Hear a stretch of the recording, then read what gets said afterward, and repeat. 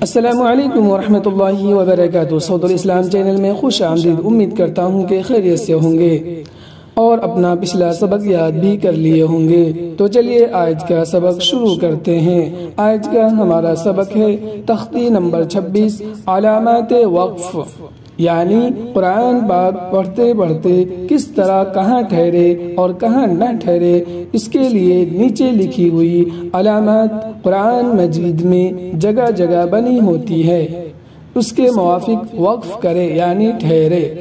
علامات گول نشان، اس علامت کو آیت کہتے ہیں، یہاں ٹھہرنا چاہیے۔ 5 یہ مثل آیت کے حکم کے ہیں۔ میم یہ وقف لازم کی علامت ہے، اس پر ٹھہرنا ضروری یعنی اہم ہے۔ تو وقف مطلق کی علامت ہے، اس پر ٹھہرنا چاہیے۔ جیم وقف جائز کی علامت ہے، یہاں ٹھہرنا بہتر ہے۔ زا یہاں ٹھہرنے کی اجازت دی گئی ہے۔ صاد یہاں ضرورت کے وقت ٹھہر جائے تو رخصت ہے۔ قوف یہاں ٹھہرنے میں کوئی حرج نہیں ہے۔ کاف اس کا مطلب یہ ہے کہ پچھلی آیت میں جو علامت آ چکی ہے وہی یہاں بھی ہے۔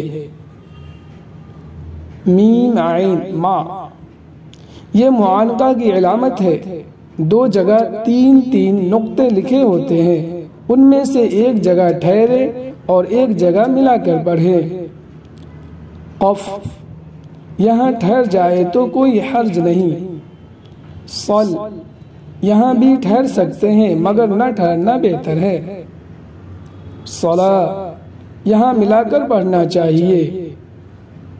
لام الف یہ علامت کہیں آیت پر ہوتی ہے، یہاں ٹھہرے یا نہ ٹھہرے مطلب نہیں بگڑتا، اور جہاں عبارت کے درمیان لام الف ہو وہاں نہ ٹھہرے ورنہ مطلب بگڑ جائے گا۔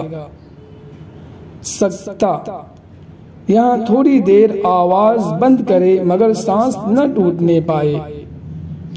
وقفہ یہاں سکتہ سے زیادہ دیر آواز بند کرے اور سانس نہ ٹوٹنے پائے۔